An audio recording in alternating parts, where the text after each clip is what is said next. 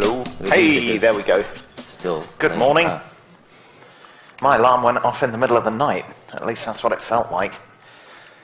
Right, good morning. I'm Dick Wall from Escalate Software. This is Bill Venners, my partner at Escalate. We do Scala training and consultancy. What we've got today is sort of I guess a sampler of what we normally do, and there's normally hands-on labs and exercises and stuff like that interspersed in the training that we do. We won't be doing that today, but this afternoon, I got it wrong yesterday, this afternoon we're doing a hands-on session in one of the BOF rooms for Cohen's, which is more for beginners. If you guys are advanced Scala folks, I'm not sure you'll get as much out of it, but it's still fun to do them, and you'll probably learn something. Even I went through the Cohen's recently and discovered a couple of things that I didn't know. It's amazing how there's these little corners of Scala that you just discover as you're going along. And that's B-O-F room, not BOF room. It's not the bath like, room. Yes, yeah, it's the BOF room. Yes, that's right. So let's see. Yeah, so here's what we're going to do. We were going to see if you guys wanted traits, but it seems like you've got traits pretty well down. So we're going to do what we originally said, which is we're going to look at, we're changing the order up a little bit, actually. We're going to do implicit conversions and parameters and implicit contexts and things like that first. And then we're going to go on to some of the stuff like best. Oh, so we're going to go to advanced pattern matching? Well, okay. I think so. And then we can do these Then we can do the kind of best practices, what we call the best practices section, such as they are right now. And then if we have time, we'll get onto extractors. And as we're going through, we'll kind of point out the new stuff that's coming in Scala 2.10, or that's mostly here in Scala 2.10 now. RC2 is out, so depending on how it goes, this could be the golden release, or there may be another one. And then, probably not get to tail calls. Yeah, we're probably not going to make it to tail calls and trampolines, but we threw that in there just in case we're like really amazingly quick through the material. And it's kind of interesting, but mostly from a curiosity perspective right now. So, okay. What I'm going to do is I'm going to give away 3 copies of the book at the Cones thing today, so that's another reason to come by if you want.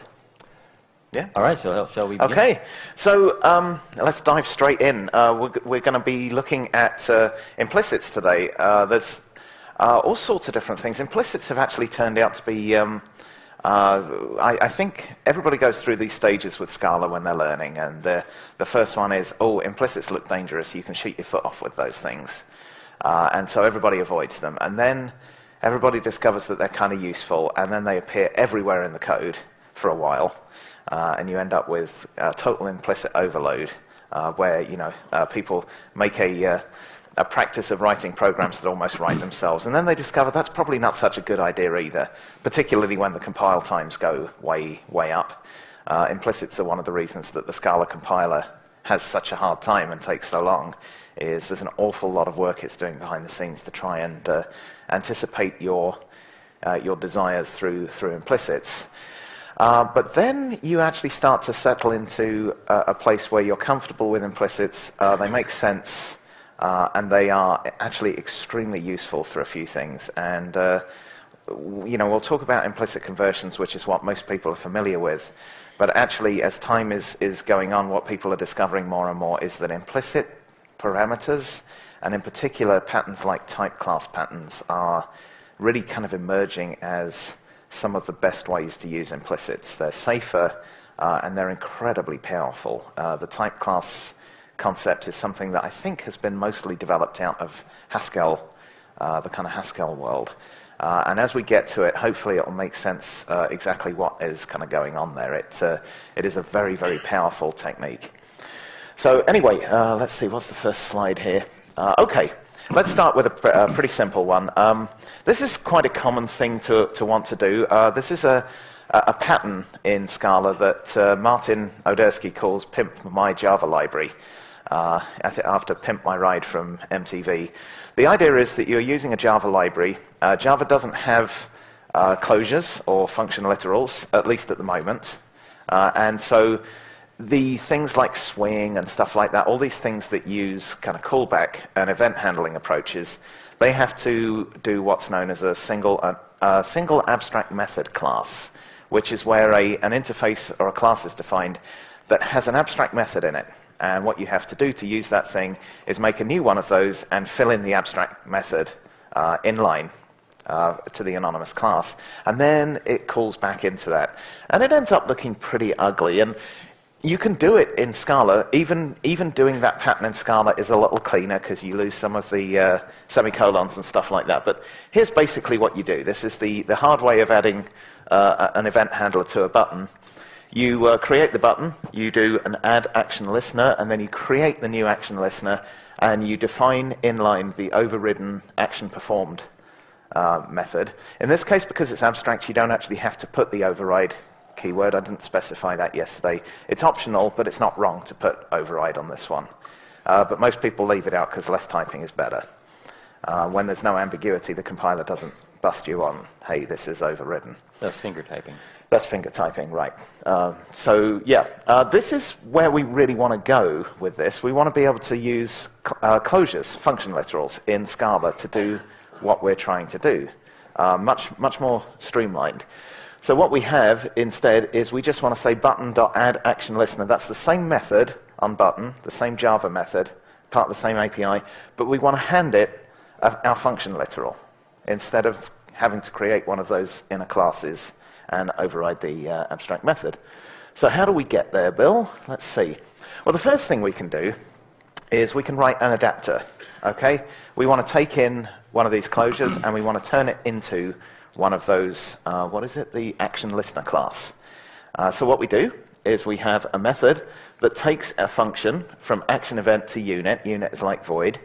And then we create an action listener out of that, which is a new action listener, and all it does is it takes the event in. This is the signal abstract method, and it calls our function with that event in it.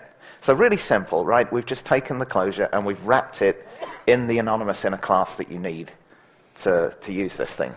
And then when we use it, it's better. We don't, for one thing, we've dropped the new now. So it's a bit better. It's close to what we want, but we've still got this function to action listener on the outside of it. So what we can do then is we stick just one keyword in front of that, and that's the implicit keyword. And what the implicit keyword means to the Scala compiler is literally, if this won't compile, if you get code that won't compile, have a look through the catalog of implicits that are in scope right now, and see if there's one and exactly one of those that by automatically applying this implicit conversion, will take non-compiling code and turn it into compiling code. So that's the rule. And so this one, this function, function to action listener, by marking it implicit, now we can pass in our function literal. That doesn't compile because the add action listener wants one of these action listeners to be put into it. So it says, okay, it won't compile. Is there an implicit conversion? I have this type. I want to go to this type. Hey, there's an implicit for that, and it does the conversion for you. So behind the scenes, if you can go back a slide just a second, behind the scenes, the compiler turns it into this code. It does the wrapping for you automatically. And when, sorry, go forward again. All it's interested in is the type signature of that method. Okay, it doesn't matter what the name is. What it's looking for is, I have one of these types, I need one of these types, is there an implicit converter that can do it? Any clear on that? I think we're probably clear. We never said how to do questions, so what we did yesterday was we have questions, because there's so many of you. There's actually fewer today, but still... it might work to do questions in line today. But maybe, I think we should probably just do it at the end of each one. Yeah, so just save your question, and maybe it'll be answered by the end of each module, but then we'll take some time at the end of each one to Unless you're so horribly lost that it's all... I guess then jump up and down or something. Anyway, so one of the things that's changed, this is new in Scala 2.10, is that implicit conversions are actually the form of implicits that are most troublesome to people when they're coming into this. And the reason is that they're pretty open for abuse. You can write an implicit conversion from any type to any other type. And that can be quite a dangerous thing to do. Okay, there's better ways to control this, but for example, you could create an implicit that always converts strings to integers automatically. That wouldn't be a good idea. That would have very, very confusing results on, someone using your code. In particular, you might think, well, that sounds kind of useful. From a JavaScript viewpoint, I think JavaScript can do some of this stuff where you just give it, strings of integers and it kind of converts them to integers for you. And it sounds pretty good until you think, well, what am I converting? Am I actually going to take the string and evaluate it as an integer, or am I just going to take the length of it?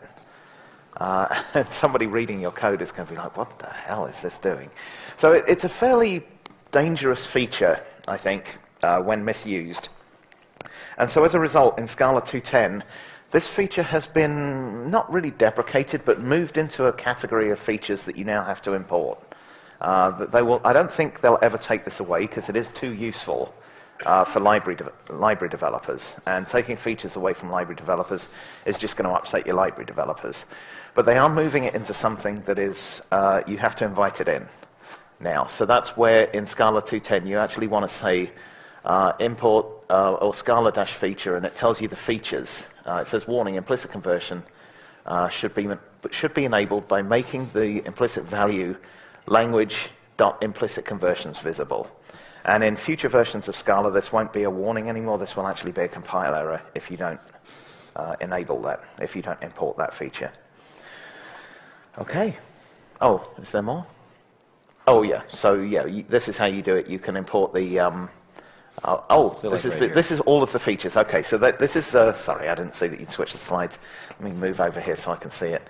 Yeah, so these are the features that have been deemed sort of things that you have to import. And there's various reasons for these. Things like postfix ops, they work, but there's some kind of subtle issues with them, with semicolon inference and new line inference and stuff like that occasionally, the postfix ops. So there's all these kind of things that these are, if you know what you're doing, you can import these features and use them now. And there's some other ones there, like macros are probably going to become part of the language and eventually won't need to be imported at all. But right now they're in a class of experimental feature. They're not complete yet.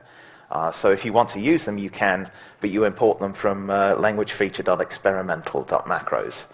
And we're not really going to talk a lot about what macros are, but in a nutshell, a very brief description is you can write a class which you can bring into scope that lets you surround a section of code with this macro. You could say something like, I don't know, not serializable, but maybe JSONable or something like that. And whatever code is in there gets delivered to the macro as an abstract syntax tree that you can then manipulate. And you can change the abstract syntax tree to whatever you want, generate boilerplate code, do whatever you like, and then hand it back to the compiler to continue with. And that's a pretty nice feature. It's a bit limited. And that's a pretty nice feature. It's a bit limited right now. You can't create new classes. You can only affect classes that are there in 2.10. But eventually, you should be able to do quite a lot of boilerplate elimination with macros. So an example of macros. So in Scala test, this assert right now just says true or false, it failed. What I want to do in the future with macros is make assert built, it's implemented in terms of a macro, so it actually takes this code at compile time and replaces it with a different AST. And the reason is that your macro can analyze the expression passed to assert, that's what you get the AST of, and make a nicer error message. Yeah. So it'll mean the same thing, but at runtime you'll get a nicer error message. It'll say 7 was not less than 7 or whatever. Yeah. So that's how they work, and that's how they work, and they are experimental in 2.10, but that's just because they're not sure they have it 100% right. Macros are going to be in Scala for sure. They just may. So it's okay to use them now. Your users will be able to always have your library in terms of macros, but the actual macro library may change after 2.10 before it's final. So the other, actually just going back one slide quick, the other one I want to just mention in passing is dynamics. This is not something, again, we're going to look at in depth today, but trait dynamic is pretty neat. It lets you have dynamic dispatch in a statically typed language. The way it works is you can mix in the trait dynamic into any class. If you call a method that isn't on that class, it isn't a compile error. The compiler error turns it into, or the compiler turns it into a call to, I forget the name of the method that you implement. Something like get. Well, it's like method missing. Yeah, it's like a method missing. So it calls method missing with the name of the method Apply that you asked dynamic. for. Apply dynamic, thank you. So it calls a method called apply dynamic with the name of the method that you actually called and then the list of arguments. And you can do whatever you like at that point.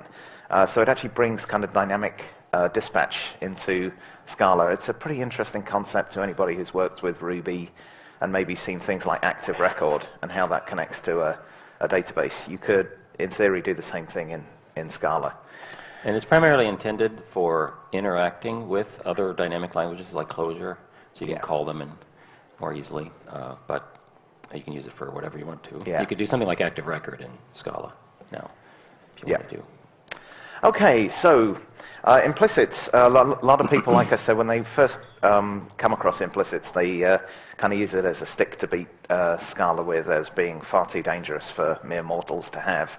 But once you understand the rules of implicits, I think that the apparent risk goes down a lot. So these are the rules. First of all, pretty obviously, the marking rule. Only something that's actually marked as implicit is available. So a def will never be automatically applied unless it's marked as an implicit. The same for an implicit parameter, which we're going to cover in a minute. Scala's not going to run off and look around for anything that will solve the problem. It's going to run around and look for something that is marked as implicit that will solve the problem. So that's number one. Number two, the scope rule is that an implicit will only be applied if it has been in some way invited into the current scope. And that means not just importing an object that contains it with a slight note that anything that's in a companion object to a class will actually be brought in when you import that class, and that can be useful.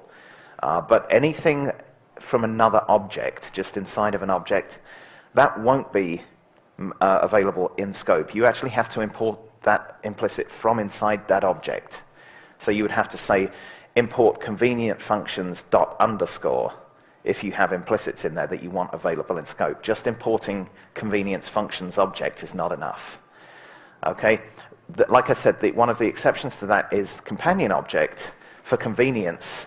Say when you're using a rational, if any of you were here yesterday when we were talking about the kind of introductory stuff, rational number, you typically speaking would want to be able to convert and promote an integer to a rational number.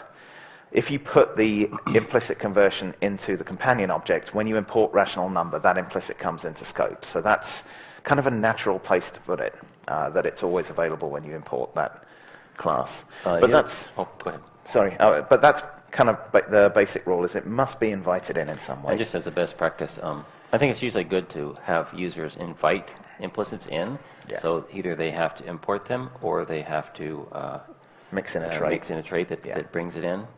But the other option you have is if, for example, this class dollar, because this implicit is in its companion object, dollar to euro, it's anytime you're using dollar, let's say you're passing a dollar to something that needs a euro, they don't have to do any import. It will look in the companion object of dollar and euro for an implicit. So that one is more convenient in the sense they don't have to import it, but it's less convenient in the sense that they can't get rid of it. Yeah. Right? So you can't hide it, you can't get rid of it. And so I think that's more the special case of sticking things in the companion object. But if you're really sure that it's always going to make sense, then it's actually more convenient to put the implicit in the companion object. I would say than force them to import it. I would say that unless I'm 100% sure, which usually most of the time I'm not, instead of putting it in a companion object, I'll put it in a trait that usually is called something like rational convenience, for example. And then I will include or mix in that trait to something. And if I'm using it a lot, then there's every chance that I'll actually make another trait dependent on that people tend to use a lot. And so, for unit testing, for example, if you've got a base unit test, I might include a bunch of the convenience stuff in there because I know that it's more helpful than not. But that's a little bit less in your face than putting it into the companion object. Okay, what else have we got? The one at a time rule. This one's really important. So I think a lot of people think that with implicits, there's going to be this chaos of, well, Scala's going to run off and there's going to be all these combinations of implicits that I didn't anticipate. Well, that's never going to be the case. Scala will only ever it will only ever apply one implicit at a time. Okay, it won't chain up 2 or 3 implicit conversions one after another, because that would have incredibly difficult consequences to reason about. So if you've got something that converts a long to an int and then an int to a string automatically, it's not going to do one and then the other if you start with a long and want to end up with a string. You need to have something that takes a long and converts it to a string directly in order for that thing to be implicitly applied. The explicits first rule, this is actually a much more general rule than just implicits. All of these things that Scala does to help you, it only ever does them if the code won't compile without doing them. Okay? Compiling code will not be affected. If code compiles, it will be left as is. The only time an implicit is looked for are things like the conversion of plus equals to x equals x plus. Those are done when it won't compile if it doesn't do them. And that's probably my favorite rule in Scala. It's a very easy one to reason about. If it will compile, it will be left alone. Okay, naming implicits, I think I mentioned this. The only thing an implicit conversion application is worried about is the type from and the type to. It doesn't care what the name is. However, people reading your code, they probably want to know what the name is. So call it something that people reading the code will understand. Something like, string to indexed seek tells you exactly what's going on. It's taking a string and it's converting it to an index seek. The explicit naming of the conversion. Also, keep a thought about the scope of the conversion. Just like ordinary methods and ordinary objects that are imported, you can get name clashes. If you import an implicit that does one thing and an implicit that does another, they may have different type signatures, but if they have the same name, they're still going to collide in the namespace. So that can have unintended consequences. So think about your naming. Is that about the naming? If you have 2 implicits with the same name, if they do different things, one is going to hide the other. The last in wins. Okay. Actually, that's a technique too. So if there is an implicit in scope that you don't like, you can get rid of it by overriding that method. Like let's say it's an implicit def. I can actually override it or just hide it by redefining that name and leaving off the implicit. And I can even call that one so that if I want to apply it explicitly, I can. But that's actually a trick to turning them off. Turn them off. The only one, you can't do that with one if it's in a companion object. You can't turn it off. Right. Okay. So where implicits are tried, there's 3 places where Scala uses implicits. Let's make sure I get them right. Conversions to an expected type, first of all. So this is when you have one type and you need another. A dollar, like say a method that takes a euro and you're passing in $1. Yep, a method that takes a euro passing $1, or as we saw the pimp my library, we're passing in a function literal, but what we want was some action listener. So in that case, we have a function with the right type signature. We want an action listener. The implicit is there. It automatically applies it. Conversions for the receiver of a selection. So, so when methods are called where the doesn't have I'm calling a method. I'm calling a method that you don't have. Yes, so an example of this is when you do the mapping syntax and you have to, and then you have the right arrow, the dash greater than.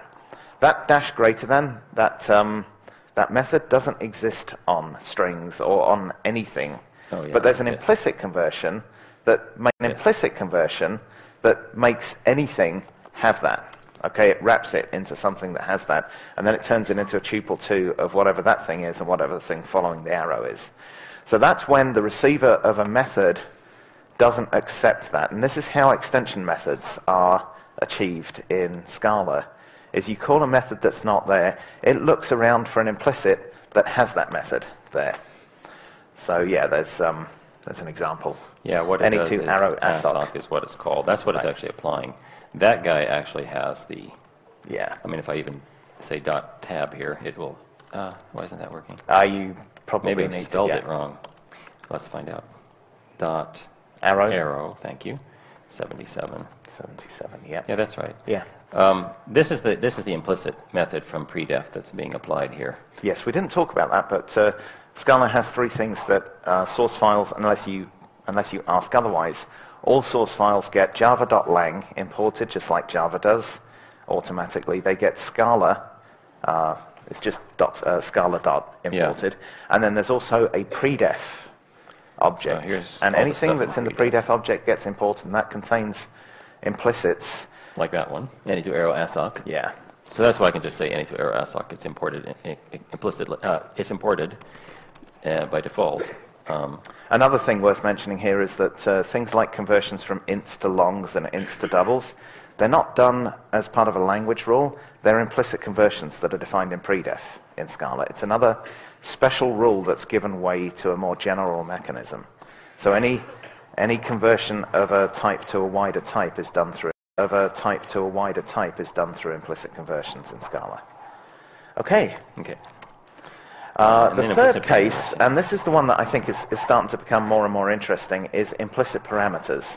So what these are, very simply, is if you define a value or an object that's implicit, make it available of a specific type, then a method can specify that it will accept implicit definitions of that type.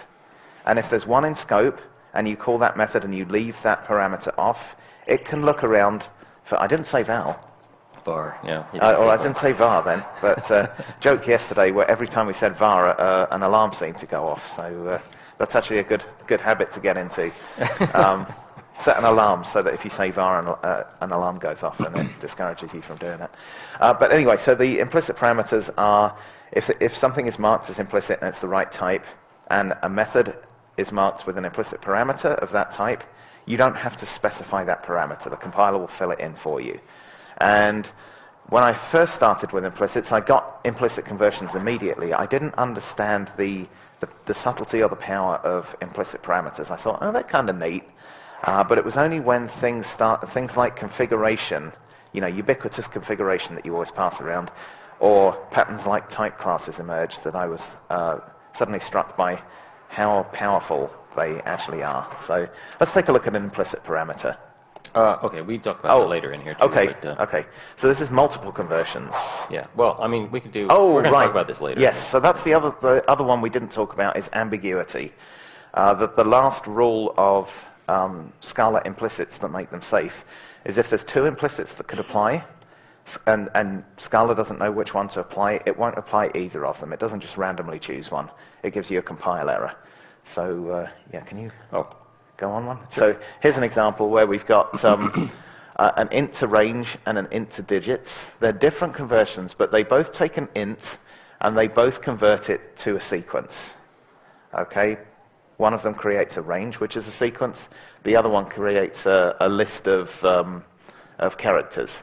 And if you have print length, which requires a seq, some kind of sequence, and you do print length of 12, it now doesn't know which of those to apply to the to convert the int to a seq.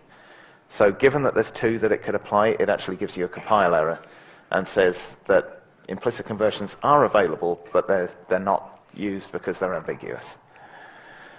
So there is one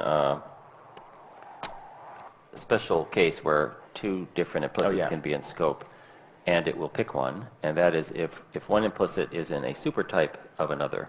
So if you mix in a trait, and it provides an implicit from, say, int to seq, which is evil, and it has a super trait that also has an implicit from int to seq, it will pick the more specific one if they both would fix the type error.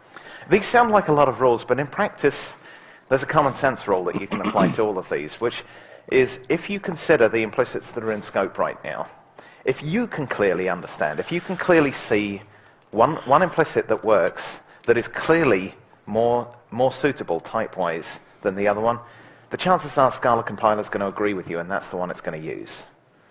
That's the one to kind of go with. It's similar to method overloading. So if you have overloaded method, one that takes let's see if I can think of an example. One of it takes object or any, and another that takes string, and you pass in a string, it's going to pick the one that takes the string. So the example here, you look at that and you say, well, which one is it going to pick? Okay? How would you pick between those two? You can't, and neither can the Scala compiler. that's the reason for the compile error. It works pretty naturally in practice. Okay, so implicit conversion to an expected type. What's this one talking about? I can't remember why we put this slide in. I have basically we're converting a double to an int. All these these are bad ideas. Examples to something less evil. But yeah, these are simple. Just because you can do something, this is the moral of this slide.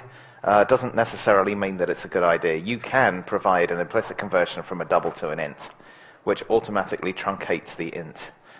Don't do that. Just because you can doesn't mean it's a good idea. Okay, let's move it on. Okay, revisiting rational. We talked about. Let's just skip this one. We talked about it yesterday. This is basically converting the receiver so that an int can have a rational added to it. I want to move on to the more interesting stuff.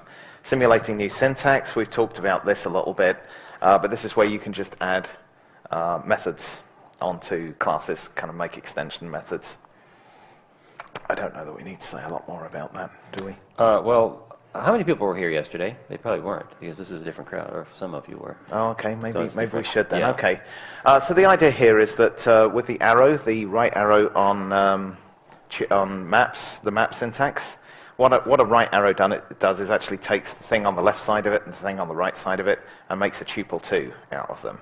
It's just nice syntax for adding things to maps. When you add something to a map, you add it as a tuple 2. So you take any tuple 2 of the right type and you do ++ to the map and things are good. Or just plus to the map. I can just pass tuple 2s to the map. 88, let's say. And now I've got my map. Yeah. But a more prettier way to do it is to use this syntax. And all this syntax does is convert, create a tuple 2. Yeah. And it just looks like kind of a nice, easy-to-use syntax. The right arrow doesn't exist on string, but it does exist on this arrow assoc class. That is up here. The class arrow assoc takes any kind of object. This is type parameterized, so A can be anything. And it just wraps anything with a class that has a single method of right arrow. It takes a B. Yep. Any other type. And then the implicit definition that's included there in predef, the implicit definition there that's included in predef, that converts any type to arrow assoc. So then when you call the right arrow, it says, oh, that won't compile. Is there an implicit that converts it? Yes, there is. And that gets used to wrap it, and then it produces a nice tuple. Okay. Right, this is one of the new features in Scala 2.10. So one of the problems with implicit conversions is they do work on any type, from any type to any type.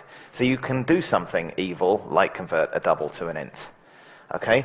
A better way in Scala 2.10 is to mark a class as implicit. So the good kind of implicit, the one that you should be using more, is to convert something that's not one of your types to something that is one of your types. That's a safe thing to do. It's very type safe, because this is a type that you've created. You can do what you like with it. Okay? Converting something from a double to an int, that's unexpected behavior. Somebody using your class is going to expect whatever behavior you document in it. So therefore, this is a much safer way to use them. And in Scala 2.9 and before, what you'd always have to do is, if you wanted to do this, you'd create your own class as one step. That was a wrapper. And then you'd create a conversion method to take the type that you wanted to go from to your class. In Scala 2.10, what you can do instead is create a class with a single constructor parameter in it of the type that you want. And you mark it implicit. And Scala takes this and turns it into the version above. Yeah, sorry, it's really hard to select on these slides sometimes. I'm going to take this because the interpreter is running 2.10. So it just actually generates this for you. It'll generate a method with the same name as the class. And that way when you import funny string, in this case, it'll import both. Right. And both will be available, and you've got that implicit there for you. And but one thing you can't do is using an implicit class, I can't convert an int to a double. Right. Well, I don't need to. That already works. I can't convert a double to an int. Right. Because you're not defining int. So this is when you're defining a class, you can define it as an automatic wrapper of another type. Wrapper of another type. And the advantage to doing that is because it's safe, it's not a feature that you have to import. Okay? That's a feature that you can just use in Scala 2.10. You don't have to import it like you do actual implicit conversion methods. Oh, this is yeah, it is a functional method, so yeah. So there, that I just called it implicitly after creating the class. Right. After creating the class. Right. So that you don't have to import anything to make implicit classes. Right. So that's why the conversion was a little bit dangerous, but except when it was done this way. So this is now its own shorthand syntax, implicit class, and that's what's recommended for implicit conversions. Okay, so implicit classes in Scala 2.10, they must take exactly one parameter because that becomes part of your type signature. Okay, the implicit conversion that's created for you goes from the type of that single parameter to your new type. That's the automatic conversion part. It must be defined where a method could be defined, and that's a big one. You can't make this, because behind the scenes it's actually creating a method, it has to be inside of some other object that contains it, or some other class that contains it. You can't just have it at the top level. And that may be a bit confusing. So if you want to use this, you have to create an object, and then define your implicit class inside of that other object. Otherwise it won't compile. It will tell you probably something about implicit classes are not allowed at the top level, or something along those lines. And the generated method will have the same name as the class, so they can be imported together automatically. So when you import the class, it automatically imports the implicit method. Okay. Dynamic. We do actually mention it. This is an example of dynamic. This is the dynamic trait that I was talking about earlier, where if you call this method, if you call a method on this class that doesn't exist, it actually calls apply dynamic with the method name and then the arguments that you want it to have. So you could say heyman, f.heyman. We haven't defined that, but it gets called hey, and then yeah. So basically because when I call heyman on a friendly, it looks and there is no the compiler looks and sees there's no heyman method. So then it actually just calls apply dynamic instead and passes in the name heyman. And what this guy does is if the name starts with hey, he's gonna say he's gonna print hey, he's gonna say he's gonna print it out, right? So I can try that, and I can say you could say language Scala.language is now what is it? Language feature dynamics. I thought that was no, I just say dynamics. So then I can do it. I think be enabled by making. I just did that. Did I say import? I think I forgot to say import. It's just language dynamics, not language feature.dynamics. Oh, okay. Yeah, there we go. There we go. See, that's the pain that it's going to try to slow you down. So anyway, if you're persistent, you can val f equals new friendly, and I can say f dot hey dudes. You need to give it a character. Oh, huh? Just give it any character in there, any string in there. Oh, I think is it character or string? I can't remember. It's a char. Give it any char. Okay, char. Oh, I know, it's an exclamation point or whatever. Yeah. There we go. So that's it. Right. So implicit parameters. This is, I think, where some of the more exciting stuff in implicits is taking place. So the compiler can sometimes replace a call. If you have a method call, we haven't really covered currying yet, but anyone not familiar with curried parameter lists here? I'm not seeing any hands. Okay, so I'm just going to dive in. What does it mean? Yeah. Anyone, or they just don't. Who knows currying? Okay, most people. Okay, but not everybody. All right, but very currying in a nutshell. You can have more than one parameter list on a method. That's what it comes down to. In the real definition of currying, Haskell Curry is the guy who created this. Functional languages that use currying. Generally speaking, have parameter lists of length exactly 1. So if you want to pass multiple parameters, you pass them curried. You always have one parameter that returns another function that takes another parameter, that returns another function that takes another parameter, and so on until you get a result. Scala's definition is a bit more liberal. It just means that you can have multiple parameter lists on a method. So yeah. So an example. This is a regular uncurried method. It takes two parameters of type int, and a curried version of that, I'm going to take the un off, and then instead of this comma in between, I'm going to actually make a second parameter list. So now if I try to call it this way, it doesn't even, oh, well, of course that one does, but I need to get rid of the un there. It doesn't work. You have to actually do it like this and pass in two separate parameter lists. So what Scala allows is the last parameter list can be implicit.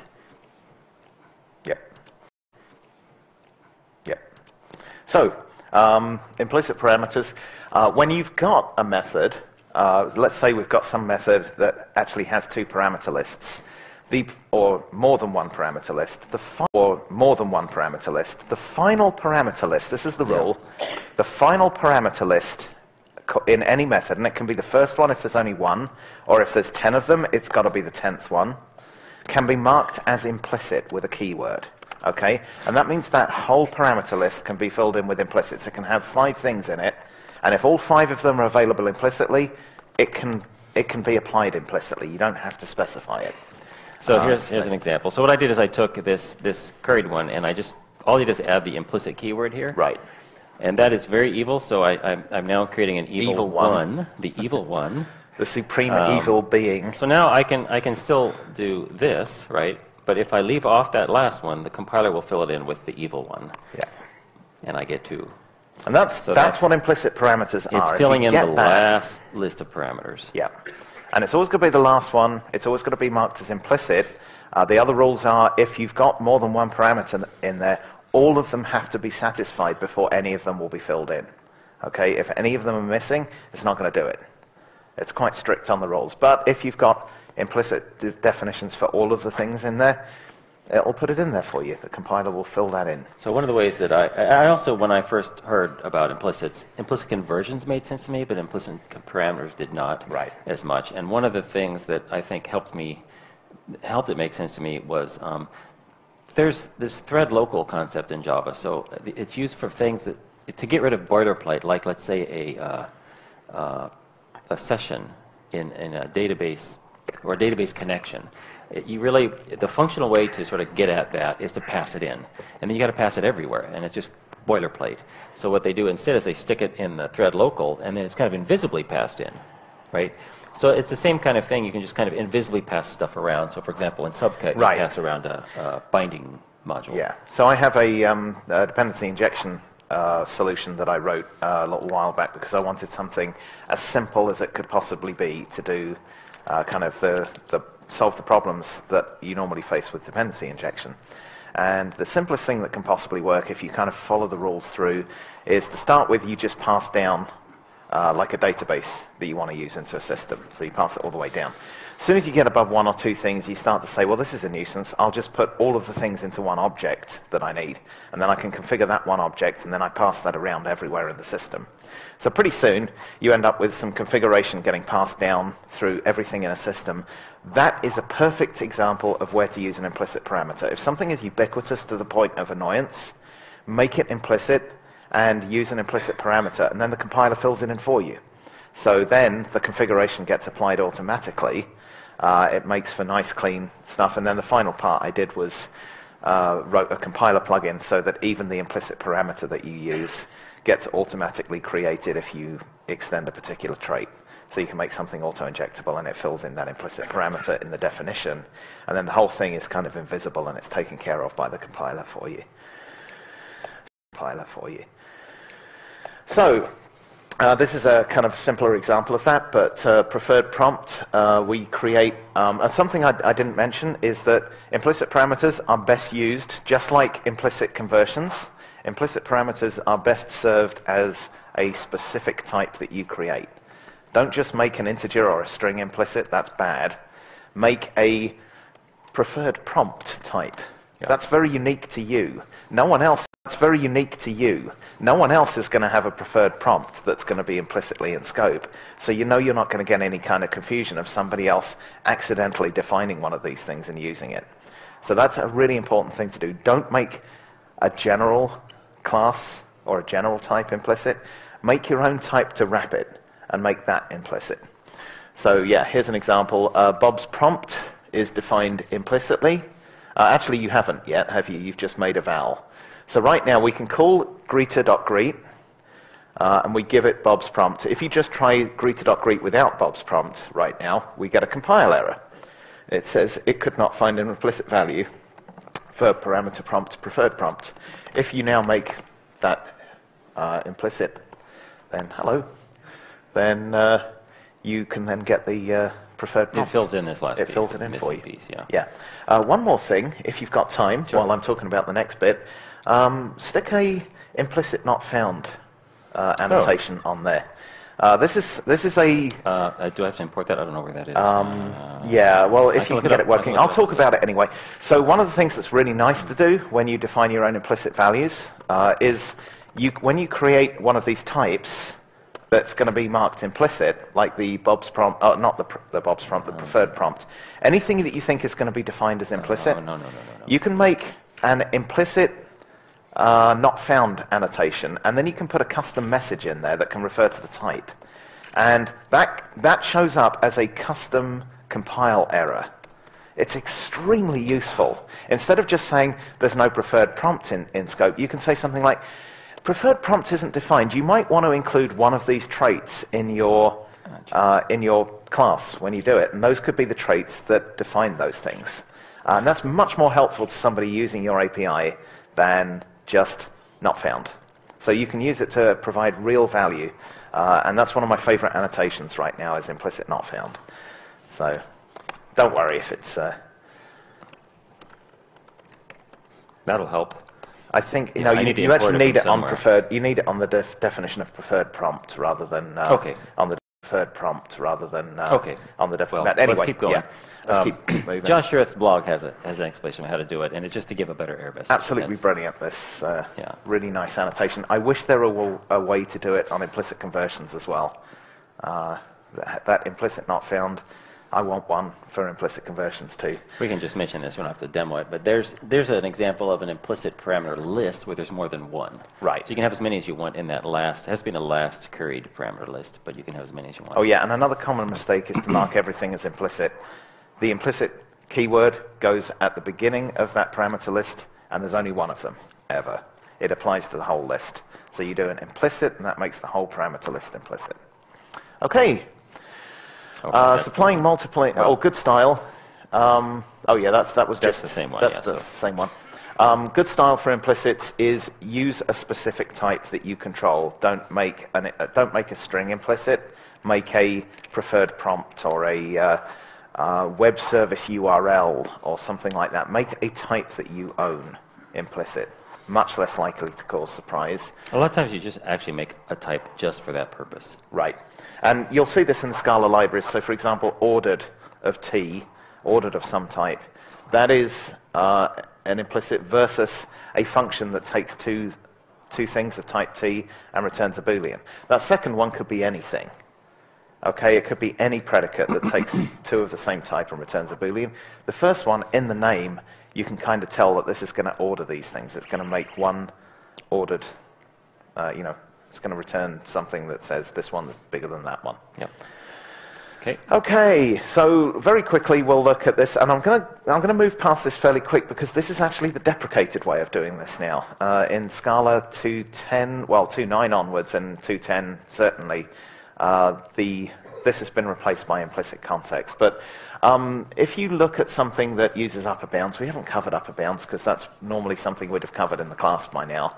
But I'm assuming you guys have a rough idea of what that is. The way I read it is that you've got some object of, some type T, right here, and T implements at least ordered T. So all you know about T at this point is that there must be a definition of ordered for it. Well, it has to be a subclass. Yes, either it is, it has to be like, it has to mix in that trait.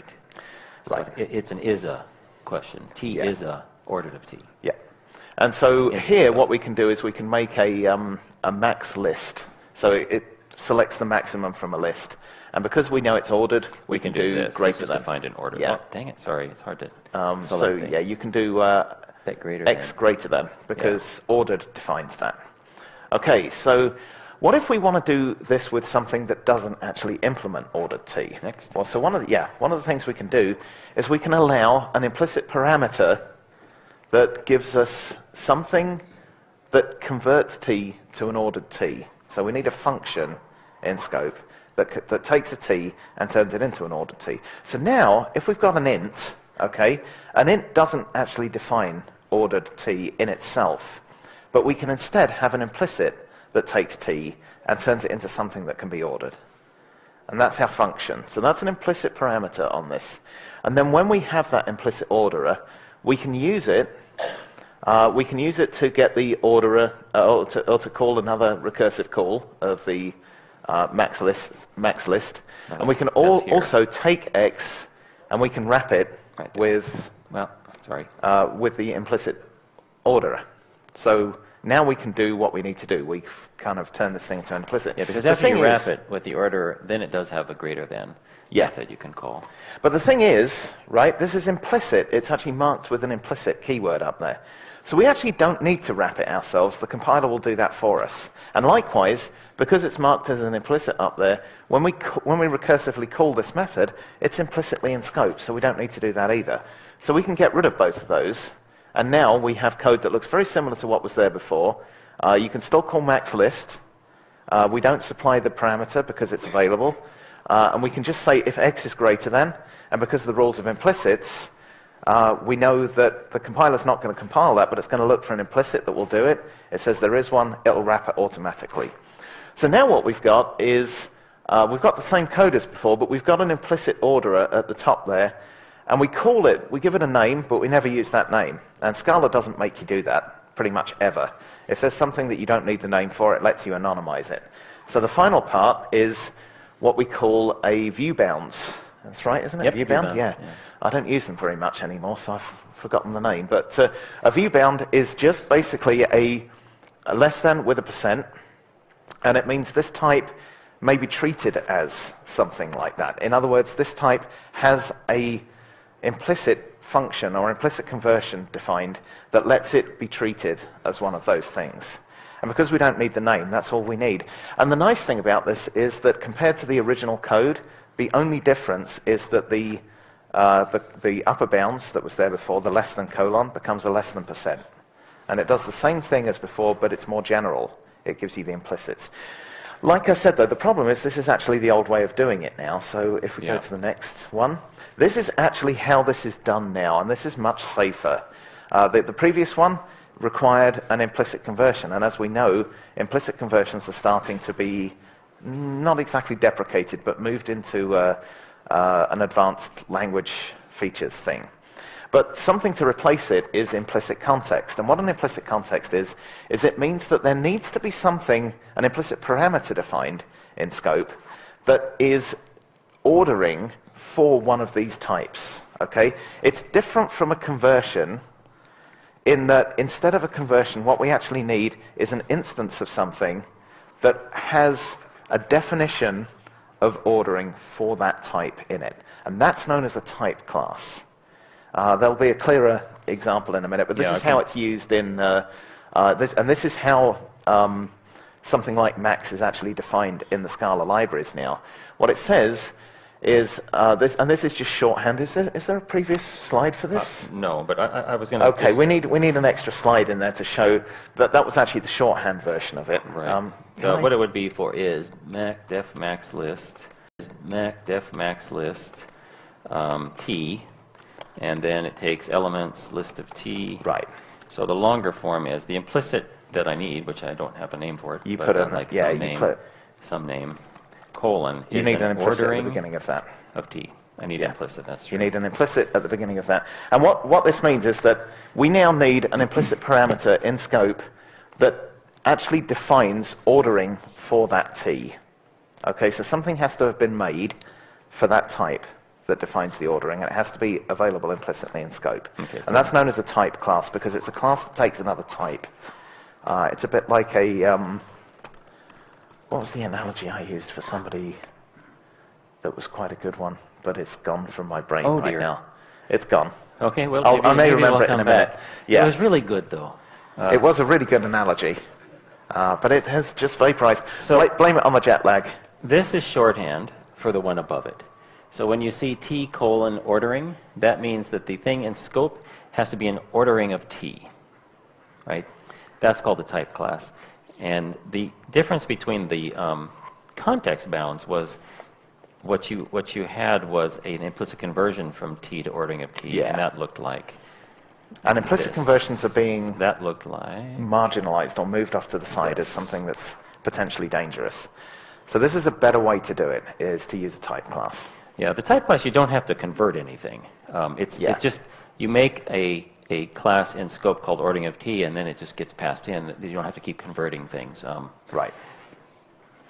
So that's how it's used. And to actually use it, if we can go back to the slide quick, this is the shorthand version of that. It means the shorthand version of that. It means exactly the same as what we put, except that what it means is that for T, there must be an implicit parameter available that's a type class of ordering. And that, although it's not clear from the, or it's not specified in that colon ordering, that is an ordering of that type T.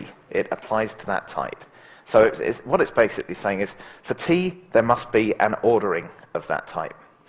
And when you want to use it, because it doesn't have a name here, there's a convenience method called implicitly, which gets back that thing that you want. So what you say is, I need my ordering now. Go and get me the ordering for T implicitly and give it to me, and then I can use it. Yes. Seems a bit weird, but honestly, just contemplate this for a while and it becomes clear, and then it's super useful. So I'll demo ordering, implicitly. This is an implicit that's in scope of type preferred prompt. Yeah. It's actually called Bob's prompt, so I could just say Bob's prompt. But if I didn't have a name for it, another way I could get it is say implicitly get me something, val something, XYZ equals, look in the implicit scope for something of type preferred prompt. Or preferred prompt, yeah. Right. And return it to me. And now I have that thing. Yeah. XYZ is actually... So the whole idea about this is that... that... grabbing it out of the implicit scope. Implicits are sort of available in the ether for the Scala compiler, and if you say implicitly, it actually grabs that thing out by its type signature and hands it to you. And then we use it here, ordering.max. So the difference between the type class and implicit conversion is once you convert something, I can just call methods on that converted thing. Right? Less than was on the ordered of T that gets converted to. When I grab a type class, well, I have to call methods on it. So I do need to have its name, and that's what you use implicitly. So it's actually a little more verbose than the view bounds way.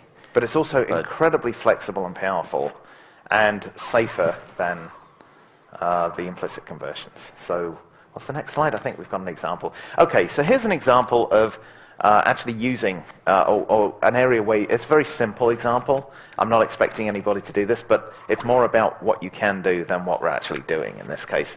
But let's say I've got a case class, and this is the beauty of this, okay? I've got a case class person, and it has a first name and a last name and an age.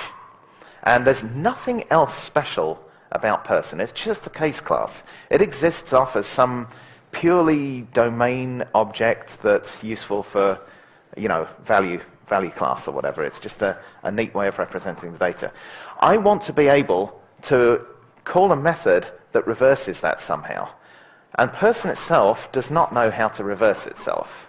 Okay? But what I can define is a type class that says, if you've got a person, this is how you reverse that person. And so that's what that is. The trait T, the trait reverse of type T, all it has to do is fill in a single method which takes the T and returns another T reversed. Whatever that reversal process might be. For an int, it could be taking the int and multiplying it by -1. For a string, it could reverse the string. And for a person, what I'm going to do is swap the last and first names, because that's really useful. But That's all I have to do. So now my reversals object can define two implicit objects that actually materialize those things for the different types. So here I've got an implicit object reverse string. It extends reverse of string, and then I define the method reverse on it. And likewise below it, I have an implicit object reverse person. It extends reverse of person, and it defines person as reversed as p.last, comma p.first, and p.age. Now I can have a method that says you can reverse anything that has a reverse defined for that type. Okay, and that's the type. That's the implicit context. The type class is the trait. And so what I can say is, I'll take any t as long as there's a reverse defined for that t. Okay? And then inside of the class, or inside of the method, I can say, right, what is my reverser? What's the thing that actually reverses this? And then I can apply it to the object, and I've just reversed it. Yeah, so let's try that. I'll just pull that into the interpreter. That's a really dumb example, but this is so useful, it's unbelievable. Okay, here's an example of where I'm actually using it right now. I have an entire domain object model, and I want to convert that object model to JSON. Okay? I don't want to write JSON code in every single one of my domain models. That's the way we would have approached it with other languages like Java, is right now everything's got to be a JSON bean, it's got to implement the JSON interface, and then I have a bunch of methods inside the class that explain how to turn this thing into JSON. I don't have to do that anymore. What I can do now is put a bunch of code in that says, given a string, here's how you make JSON out of it. Given a case class, and it can be any case class, here's how you make JSON out of it, and so on. And now, as long as that thing's available implicitly in scope, I can convert it to JSON. This is a good example. So here I just pulled in the code, and when I say, first of all, when I tried it, of course, it couldn't find the implicit parameter because I hadn't imported them, so I did that. And then I can call reverse it on a string, and I can call it reverse it on a person. Yeah. I hope this makes sense. I'm trying to really impress upon you. This was like an epiphany when I discovered it, because what you're actually doing in effect is taking huge parts of your type system out of the actual Scala type system and into this implicit space. You're explaining rules that you control and you can code about the type system. They're applied by the compiler. So I'm going to now say, I'm only going to take something that is actually JSONable. And if it's not, it's a compile error. Okay? I can't accidentally pass something that it doesn't know how to make JSON out of. But I control the rules. It's a bit like getting access to like a huge part of the Scala type system yourself programmatically. It's a really very powerful thing to be able to do. Anyway, right. I think I've waxed lyrical on that long enough. Implicit parameters, yeah, we're not going to do this. The one thing we wanted to point out is if you ever have confusion. Yeah, this is, I've never done this. Actually, particularly when you get more comfortable with implicits, they really do just work.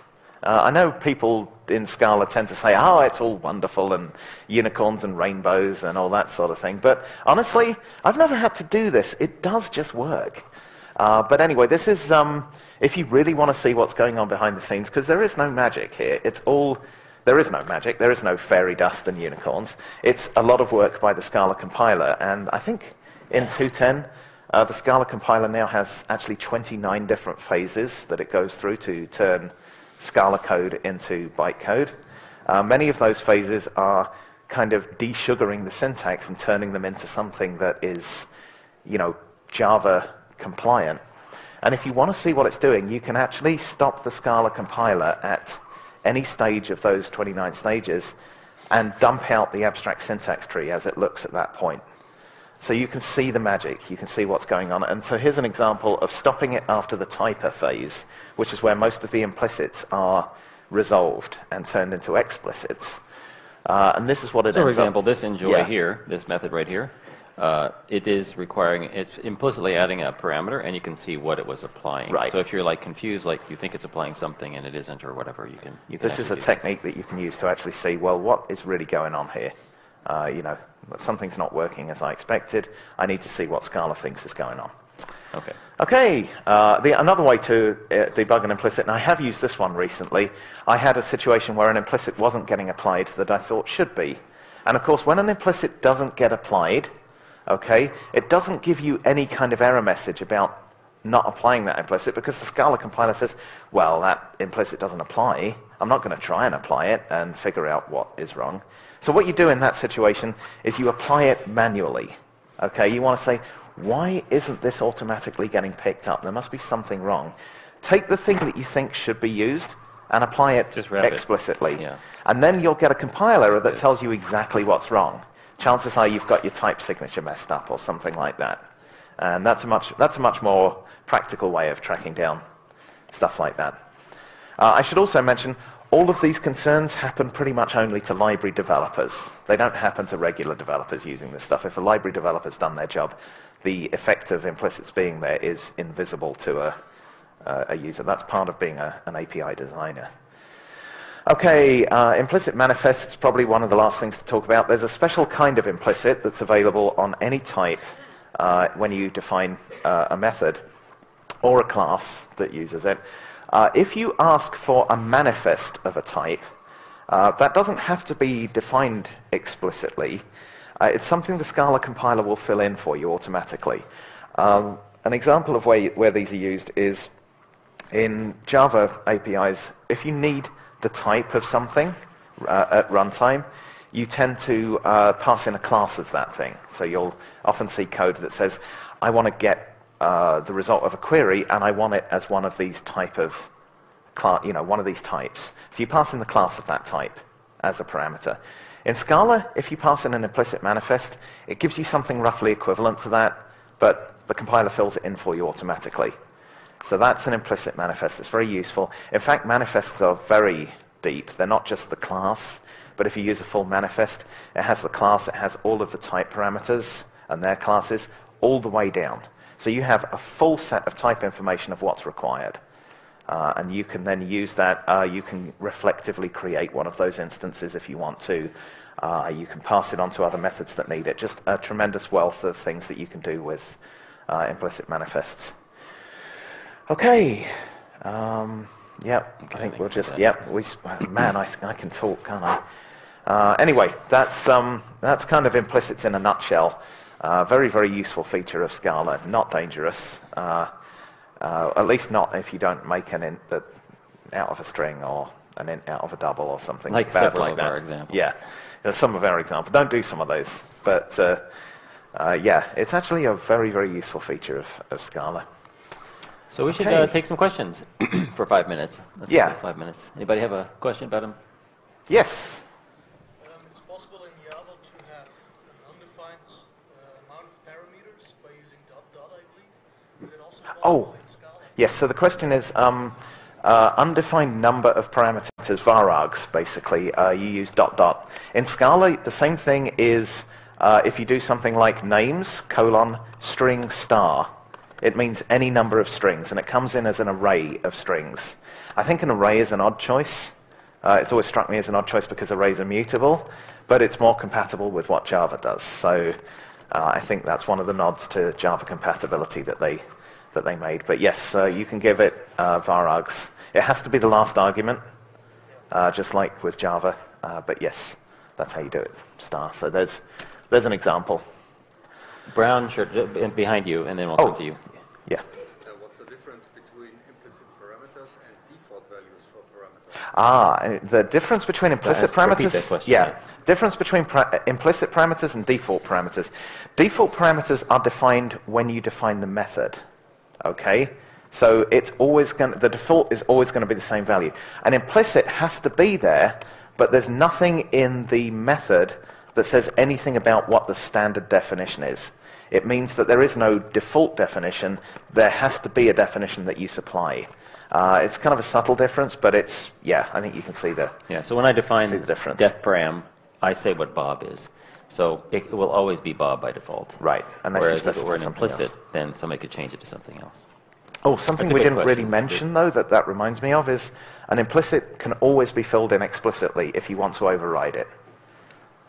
So, and it will never use the implicit, because if you fill it in explicitly, it compiles without any change. So the rules of Scala are, if something compiles, we don't change it. We should let this guy answer that question next. Yeah. Yeah, I don't understand why you would have to declare multiple parameter lists in order to use currying. Why is that? So the question is, why would you need to declare multiple parameter lists in order to use currying? Currying. Well, in Haskell, you don't have to do that. Right. In Haskell, you don't. Well, in Haskell, you don't have any choice. Everything with multiple parameters is curried. In Scala, that's not the case. So I think it's just a decision I think I understand it. It's actually because you're on the to. JVM and you need to call methods that have multiple parameters. Yeah. So, like to call Java libraries.